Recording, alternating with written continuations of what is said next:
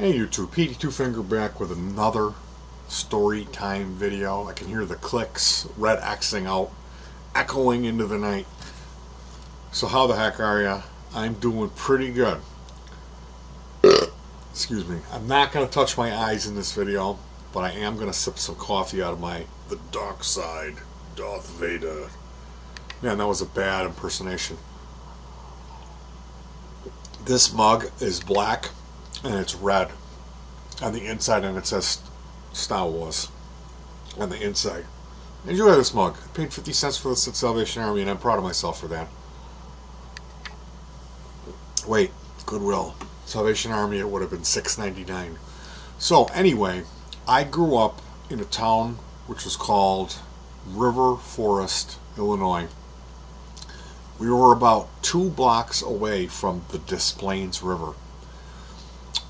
There was a gas station. We lived on the corner of a street called Madison Avenue, which is famous for prostitution. As you get closer to the city, there's women. I was in a Cadillac once, taking it to a shop to have work done on it, and this woman came running at me, pulled one of her breasts out, charging me. This huge woman charging the car I was in at a light. I heard someone yelling, and I look over. Here she comes. So I punched it and got out of there. Scary stuff. Right by the viaduct, right by the junkyard. Like, I'm going to take a pass. Anyway, touching my eyes, not even a minute in. This gas station got robbed at gunpoint, and it was a story. And then they got robbed again, and there was shots fired. The owner chased the thief.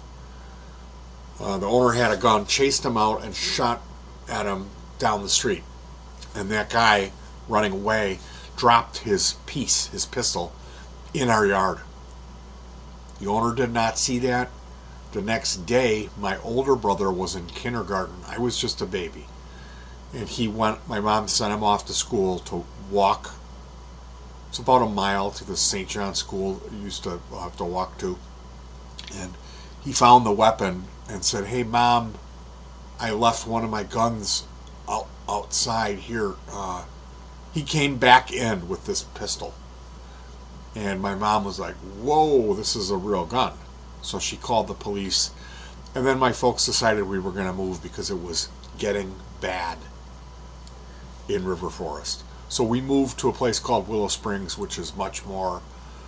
River Forest was the city. It was Chicago. It was paved. It's a beautiful suburb.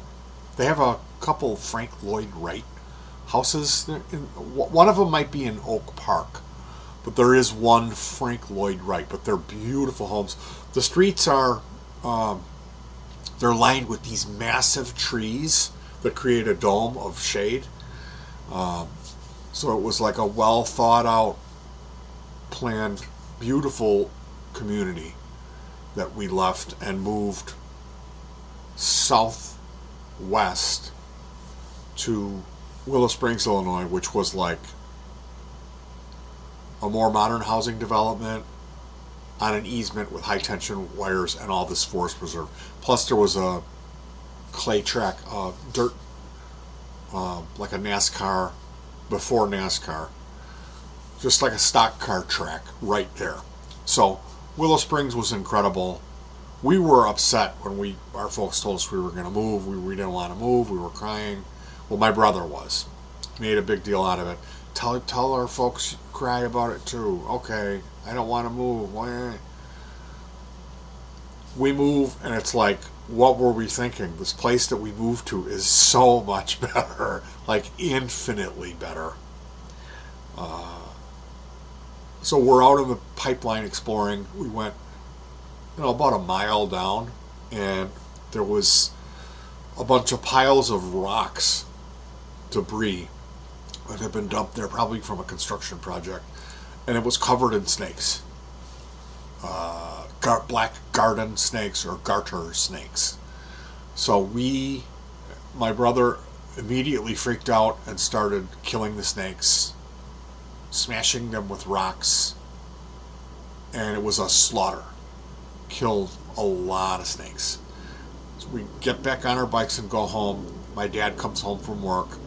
We tell my dad at the dinner table, and he's just stone-faced about it. And he says, I want you to show me these snakes you killed. So he doesn't believe us. So we go, doesn't believe my brother. So my brother and I, we go with my dad, we walk a mile down there, we show him, and he's just like putting his hand on his head, and he's like, those snakes kill mosquitoes, they're part of the food chain. You can't kill these things. They're not poisonous, they won't bite you, you can handle them. When I was a kid, we had so much fun with these snakes. We used to keep them in paint cans. You poach holes in the paint cans. And he's like, I don't care if you boys want to catch these and have them around and play with them. Just don't bring them in the house because your mother isn't going to like that. And don't do anything stupid with the snakes. Don't take them to school. That's what he said. And he said, these are here for you to hunt, and when you find them, you don't harm them. You know, he said their kids will stick firecrackers in their mouths. He said, if I catch you doing that, you know, or you're gonna get socked upside the head. So that began. My brother became like fascinated. His favorite thing is a snake hunt. That's to go out and you flip over a board. Like if there's larger pieces of plywood out in a field, to open that up and see. Will it be a mouse nest with some vole running around in circles, or is it going to be a snake under there? So this began this fascination we had. We ended up going closer to this creek called Flag Creek, and we found two incredibly large garter snakes. They were almost 4 feet long, and the one was, not sure if they were both female, but the one I know was female. We had those snakes for about a week in captivity, and we were scheduled to go back to our old home for a visit. My grandma lived there, and we begged my mom to let us. We were able to take these snakes back to the old neighborhood and show off our old friends. So here we are with these giant garter snakes. We walked to White Hen, or a similar type of store, a little like 5 and dime store, to get some candy or something with these snakes. I remember it was summertime, the sun was out. We were at a stoplight waiting for the light to change, and I looked down and the snake I'm holding is giving birth. This particular type of snake gives live birth. So we took those babies. They all didn't make it. They were all stillborn, which was really, really sad. And then we realized how messed up. Like, I felt so horrible about that. You know, these poor baby snakes. So eventually our cousins came out for a visit, and we planned this snake hunt extravaganza, supreme snake hunt, where we went out in the pipeline first, and then we walked all the way down to Flag Creek area, Suicide Hill, Rusty Teet's track area in Willow Springs. That's closer to Santa Fe Speedway. It's off of 91st and Wolf, or County Line Road, kind of boxed in there, closer to Wolf.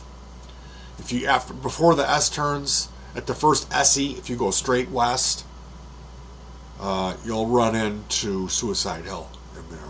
It's where the Dewar's Scotch guy has a mansion on Bugey's Pond there. It's just south of that. It's north of Santa Fe, like where the Rock is, the Santa Fe Memorial. It's straight north of there in those woods. That's where Flag Creek runs through.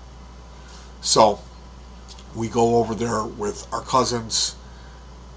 We're hunting, not doing well at all. And this is a weird area. It's like this range where a hill comes down, and then there's that runs for many yards, and then there's a creek that goes through there. So there's a little bridge you come over, and we would go down that hill and a hump in it that was called Suicide Hill. And this whole main area is like, it's just like a flat basin where the creek runs. And then Rusty Teet, the Teet family owned the dirt track. Rusty Teet had a motocross track back in there. Well, that area there was like it was like a marsh area, and there was a huge swamp over there, so you could imagine the stuff you could find: turtles and guppies, mud puppies, tadpoles, all kinds of stuff, frogs. It's just an amazing little area of wildlife.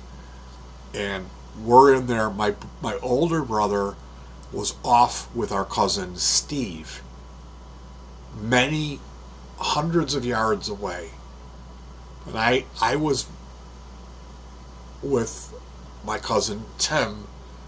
I believe there was an old Model A or Model T car or truck that was back there that was like rusted out beyond belief, like you could see through it.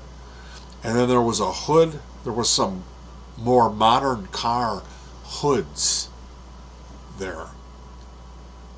Or it was a truck hood. It was a huge hood. And I said, "Hey, Tim, give me a hand picking up." And I always went for those massive things, and my brother would always say, "There's nothing under there." And every once in a while there would. And so I'm on this side, Tim's over here. We lift this thing up, and here is a coiled snake, this big around.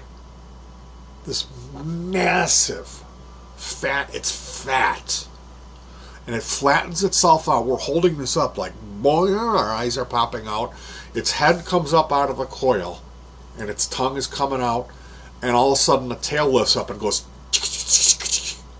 Now, it wasn't a rattlesnake. As soon as that tail started shaking, we dropped the hood and ran screaming.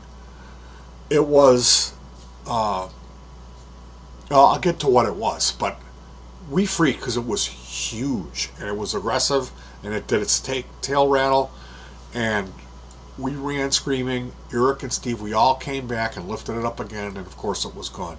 So Eric went telling everyone that we saw a rattlesnake, and I was saying it was a timber snake because we knew at the time what snakes lived in Illinois, and like we had run into some weird stuff. A tiny little tan snake was super aggressive. It bit me in the finger and that burned for about an hour. That was one of the weirder snakes we ever found. But this particular snake, we didn't know what it was, and me and Tim were the only ones who saw it. So this went on to this legend of we saw the Masauga. Now, the Masauga is incorrect. We did not see a Massasauga rattlesnake. That is a pygmy rattler that grows to 2 feet at its maximum length, which means a 2-foot snake it's the diameter of it, it's not going to be this thick. And the snake that I saw was that thick. It was like maybe an 8-foot snake. It was massive. It was incredible. I had seen the 4.5-foot garter, and this was a king daddy. This snake would have just trounced. I mean, when it flattened out, it was like that. It was like incredible. It was so huge, this snake. And he's convinced himself that we saw this Massasauga, or we saw the Masauga. Tells everybody the story. And he's talked to some guy who claims that they're up in Elgin, and there's a field that's just full of them. And if you look into it, according to my brother, he's talked to some people who told him, "Oh yeah, the town we grew up in, on the other side of the river, they had a artichoke farm or something, and it was full of them. They were just riding in this artichoke, like you couldn't pick the artichokes because they were, all in there." So there's a lot of misinformation that goes around about the Masauga, and I brought it up once. I said, "You didn't even see it," and then he physically attacked me. So I don't bring that up around my brother. I saw a bull snake, is what I saw. Looking it up, and looking at the reports of where they've been seen, there's reportings of recently them seeing them in Naperville. Okay, and that's a snake that it mimics when it feels threatened. It will shake its tail. They coil and they strike like that. It's an aggressive snake that has the same markings as to what I saw. And like I said, it did shake its tail, but it didn't have a rattle. You know, that was the thing. So, seeing a coiled snake pick its head up with the tongue coming out, a diamond-shaped head, kind of like, and then the tail, that was enough. I wasn't sticking around. There isn't a stick long enough in the world to like try to, snare that thing and take it home to show and tell. So I didn't want to have anything to do with that, and I really do wish that we would have been together as a group, so this could have played out differently, and that it wouldn't be a thing with my brother. He gave me this reptile book that he had, like he must have memorized it. So that was a weird thing, and I have that book here because every time I see it, I think about like my older brother is so far gone in his own fantasy realm that he believes his own like misconceptions of reality. Like that never happened. You never saw that snake. You were hundreds of yards away, off with Steve. Me and Tim saw it, and I did bring that up to him once, and he attacked me. So yeah, it's tough when you are involved with people that can bend reality and believe their own misconceptions. That's a tough position to be put in, especially when if you ever call them out on it, they physically attack you. So that's the position I'm in with my older brother. It's the story of the Masauga, which is actually a Massasauga, and they had them at Brookfield Zoo. They had Massasauga snakes, and every time we would go there, he's like, "Oh, we got to go to the reptile room." And then there it is. There's the right leaf, and I would go, "Yeah, no, it's a pygmy snake." This thing that I saw was like that fat. It was, massive. It was a thing this big, coiled up. Tim was like 19 years old, and he ran like a schoolgirl from seeing this thing because it was huge. It was a massive snake. So yeah, as population has exploded and there's more and more construction, and then climate change maybe has something to do with it, you don't see that type of stuff around. Even the garter snakes aren't so much. I remember my younger brother's friend. They lived across the street from us, and his father had a collection of sharpened spades and poke tools, swords, phalanxes, and trebuchets that he would employ when he was cutting. It wasn't enough to run them down. He would see a snake and chase it into the neighbor's yard, and there would be a big patch, drag strip cut into the neighbor's yard where he had went off to mow down the snake. And oftentimes, like I said, he had his whole arsenal. I think they had an extension built onto their home, an extra garage area that was full of all of his weapons. He would be in there with the goggles on, grinding them, sharpening them every Saturday. And then when he would find one, he would be the sword into the stone, and then holding up the headless thing with the blood coming out of it up to the, I curse the day you were born. He hated those snakes. And we would drive by, and my dad would just be like, because my dad thought that they were good, that they ate mosquitoes. So yeah, some people really have a primal fear of snakes. And my wife, her mom, they'll see them in the town they live. When they're cutting the grass or back by the garage, there'll be a garter snake. And the dog comes out, and the dog gets all grrr, and goes after him and rooting around, and then will bite the snake a few times, and then the poor snake ends up losing its life. So that's why those animals, when the mom has the babies, they don't have one. They have 64 to 256. because so many of them are damned to be hunted and slaughtered like the horrible Satan's helpers that they really are. So that's my snake hunt story, you guys. Thanks for joining me for story time, and enjoy the rest of the weekend.